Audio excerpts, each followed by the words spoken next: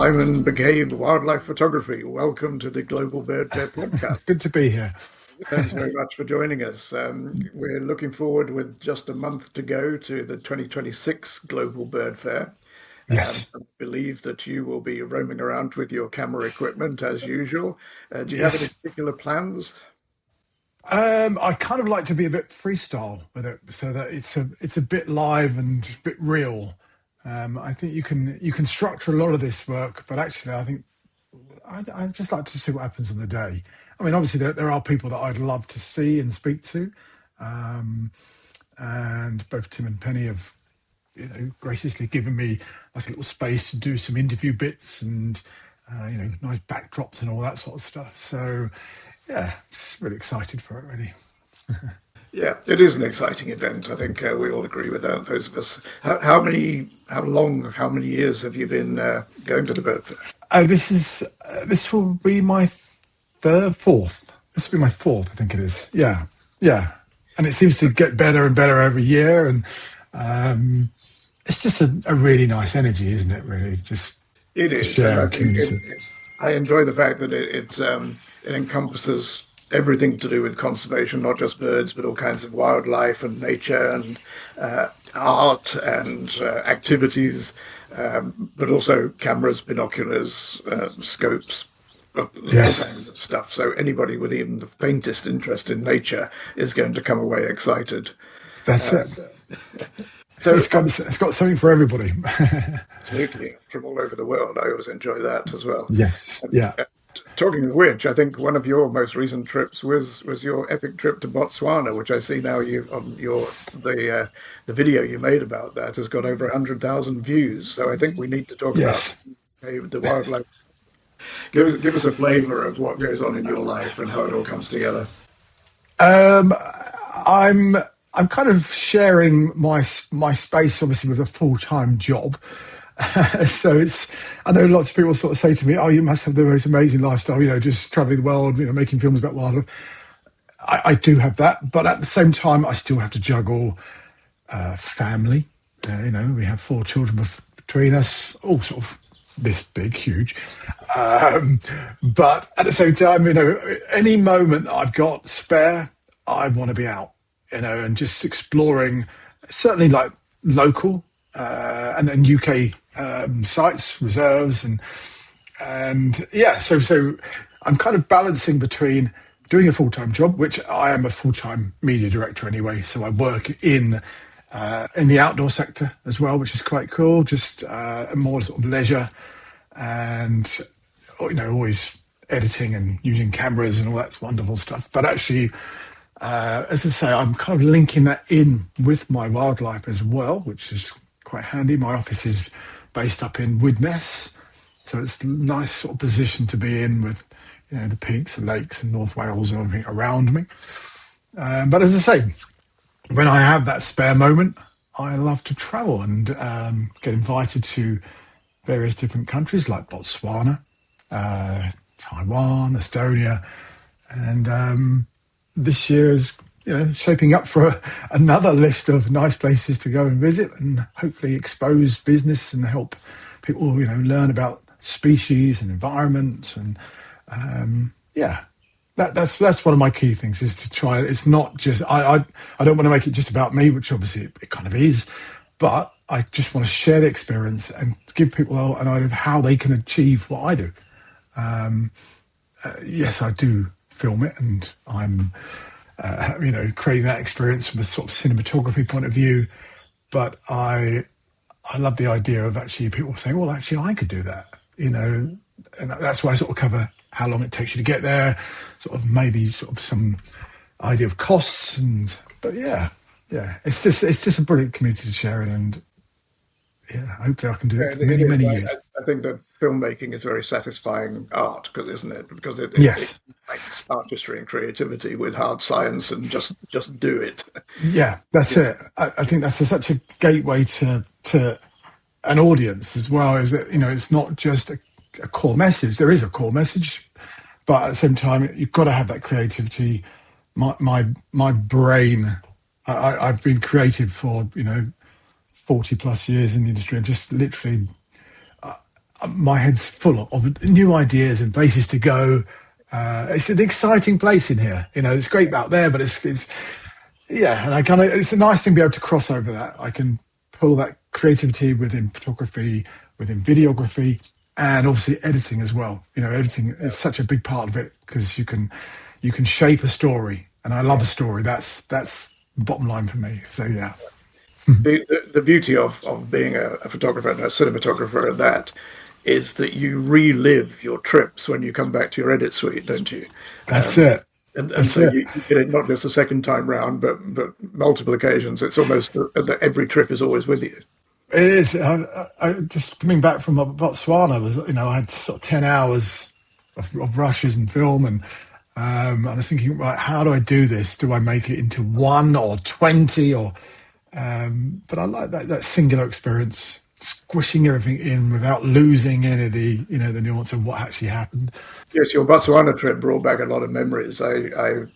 My very first venture into business was running a safari business in and around the Okavango Delta. Um, Awesome.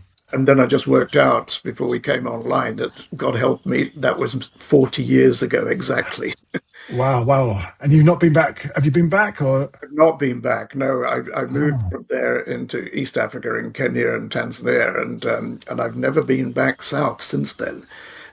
But for me, out of all of Africa, which is a very exciting place for wildlife photographers, obviously, um, I had the most exciting times in Botswana. yeah, It's just, and particularly in the time that I was there, where there were no fences, no gates, no fees, that you could literally go places people had never been before. that's it. The camp where David Livingstone had camped on his expeditions, and see the Amazing. springbok migrations. did, I've did, seen the did, did, biggest herds of zebra migrating into the Chobe National Park, and yeah, absolute wow. adventure. Yeah. So did it inspire you to go back at all? I mean, obviously, Well, because you, yeah, you but know it. well, yeah. My problem is that when I went to Africa, I drove a Land Rover there and expected to be away for a year and didn't come back for 30 years, and that included a lot of time in the southern parts and as well as in the eastern parts. So for me, Wow. the idea of going back and flying it wouldn't quite be the same.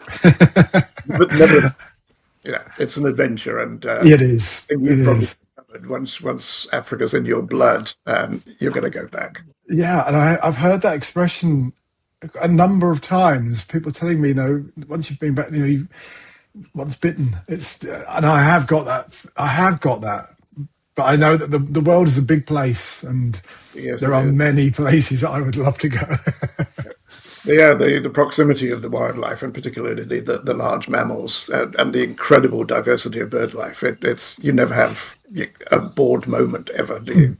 No, that was it. I mean, that the scale, because I've never been on a safari before, the scale of species, specifically birds, was just, in the UK, I chase a bird or I chase a species, and it's like, okay, I'm filming one red kite with maybe chicks and here I've got so much. When you say a red kite, it's not really red compared with the red, whites, blues, yellows, and everything that you see in the tropics. I know, that's it.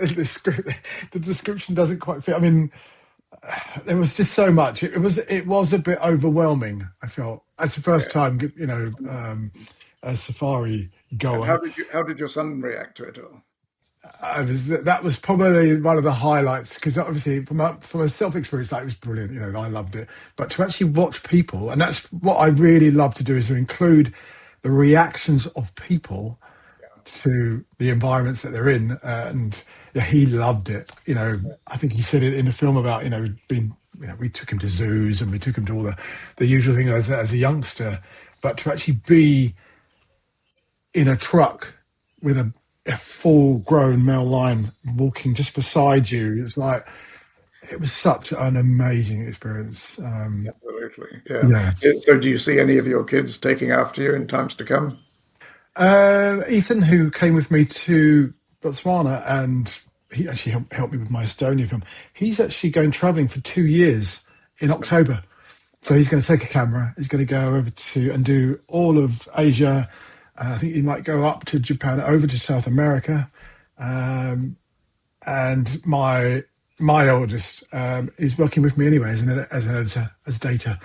So, but I hope I have instilled that wild gene into them.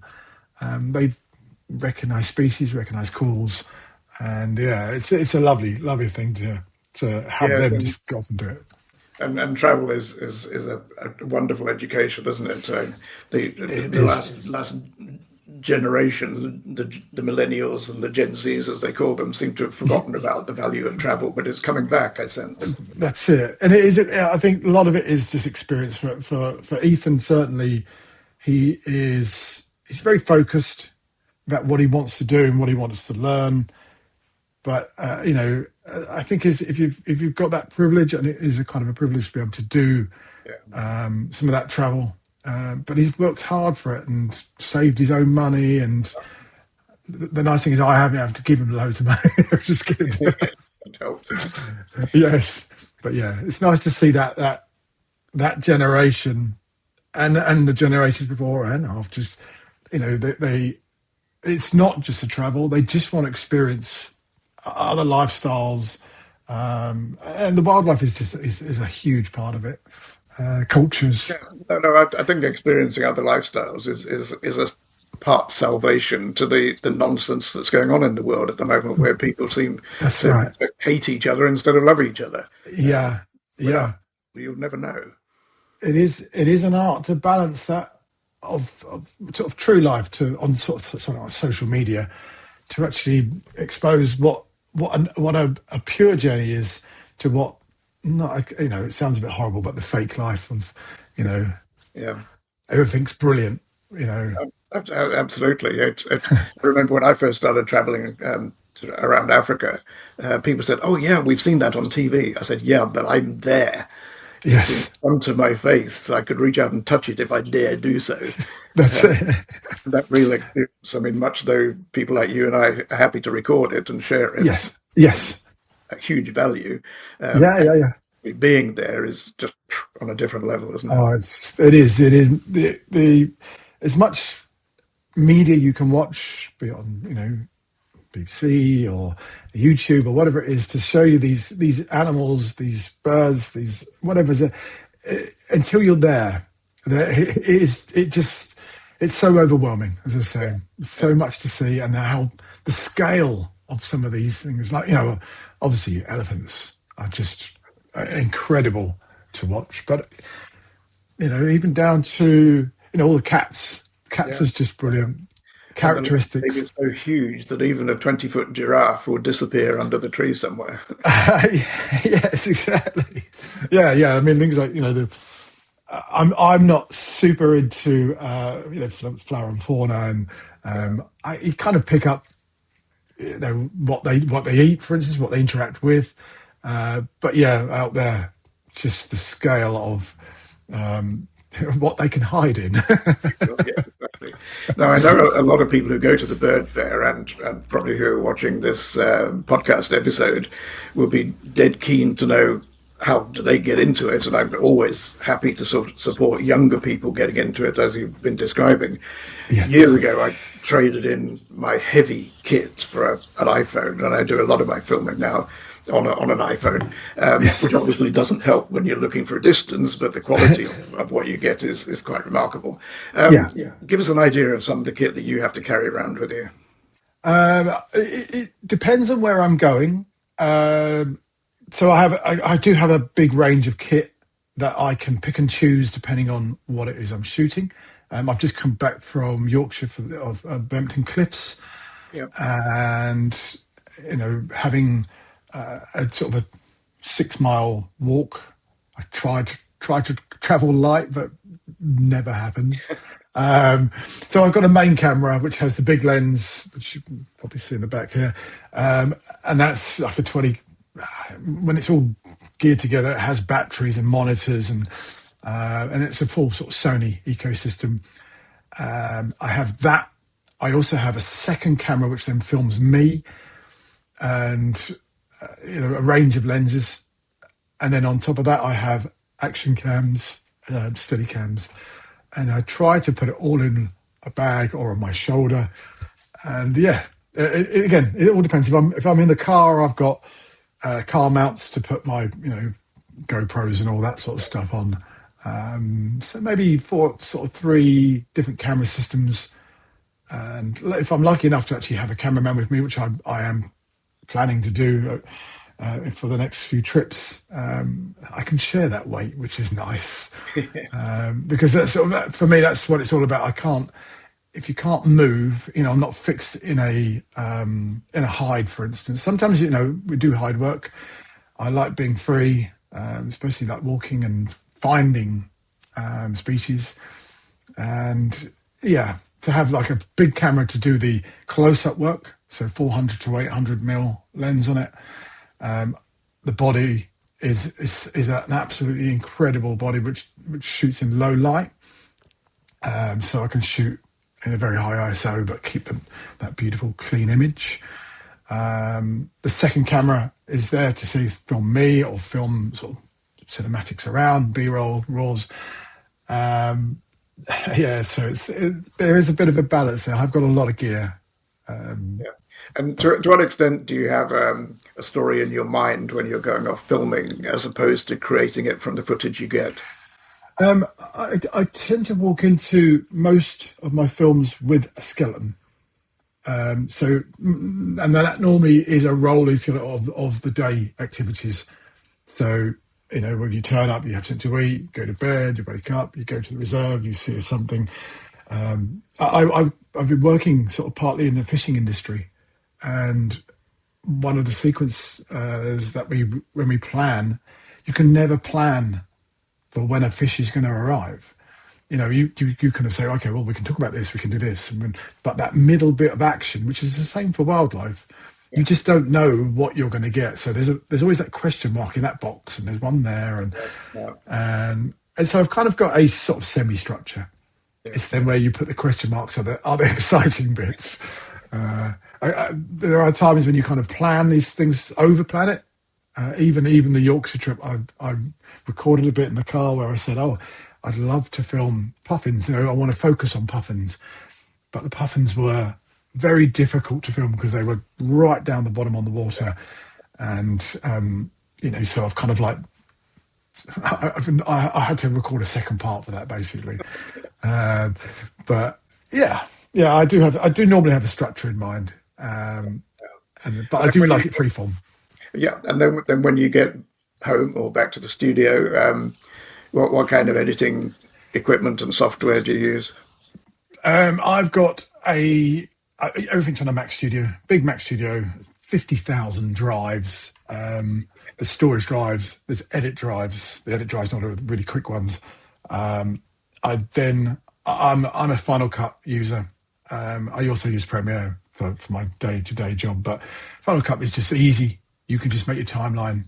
I'm not doing bangs and whistles. It's just cuts, nice cuts, good music, and I sift through most of the rushes and sort of say, okay, that's good. That's all the parts where I accidentally move the camera or jolting around.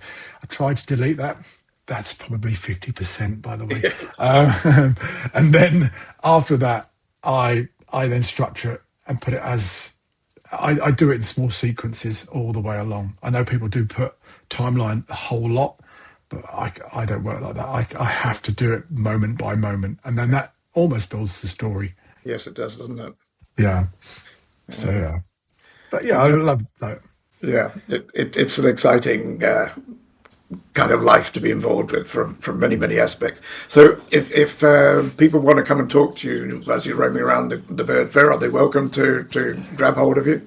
Million percent. That's one thing I really want to do is to meet the people at Global Bird Fair. Speaking to the speakers and all those lovely influential people is wonderful, and I get to share that with others. But I would like to actually talk with people who are actually there, the audience, and actually and just kind of get their input on not just what the bird fair has to offer, but what they love about being out in the environment with nature. So yeah, if anybody sees me walking around with a monster camera, looking very hot and sweaty, please come say hello. Yeah, we prefer hot and sweaty to be soaked and miserable. Well, yeah, I mean, over the years of the Global Bird Fair, we've had both, haven't we? Really, Yes, just extremes. yeah, it's been like going into a rainforest, and then all of a sudden it's like it's blisteringly hot. Last year was lovely and warm. It was excessive, yes. Well, Yes. anyway, we'll also be running the Global Bird Fair podcast interviews. We'll have a kiosk next to the Osprey Tent Green Room. So Wow. if Cool. anybody watching this feels like coming and either observing or speaking or sharing their thoughts, we'll also be welcoming guests as well. So we'll look forward to crossing paths at this year's Bird Fair, Simon. Perfect. Thank you so much.